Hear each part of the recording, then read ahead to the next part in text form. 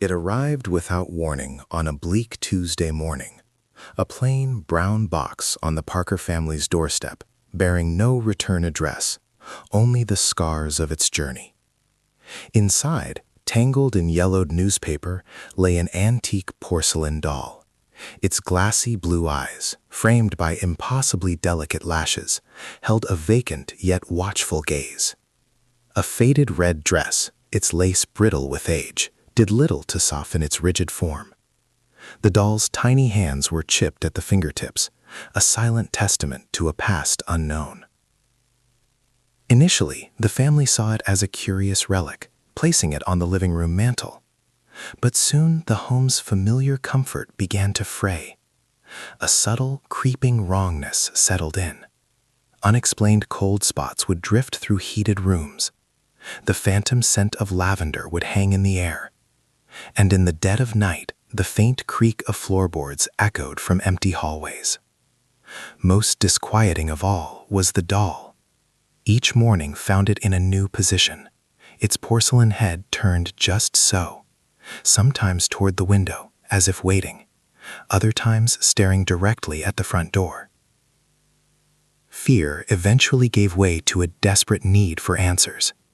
The breaking point came during a violent storm as rain lashed against the windows. The doll sat upright in the living room, its unblinking eyes seeming to catch the flash of every lightning strike. The air was heavy, charged with a silent, waiting energy.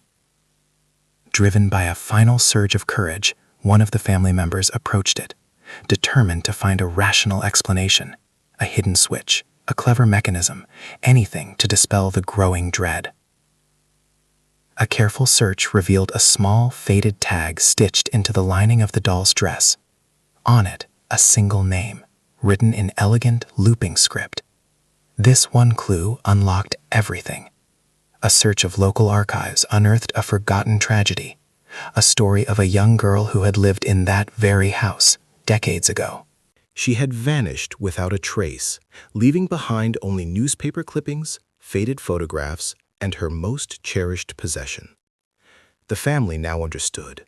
The doll wasn't haunted by a malevolent force. It was a vessel tethered to the lingering sorrow of a lost child. With this heartbreaking knowledge, the final confrontation was not one of fear, but of compassion. The doll was no longer a source of terror, but a relic of grief. By speaking the girl's name aloud, acknowledging her story and her pain, a profound shift occurred. The oppressive chill in the air lifted. The house fell silent, not with an expectant hush, but with a new-found peace. The disturbances ceased, not because a ghost was banished, but because a lonely spirit, after so many years, had finally been heard.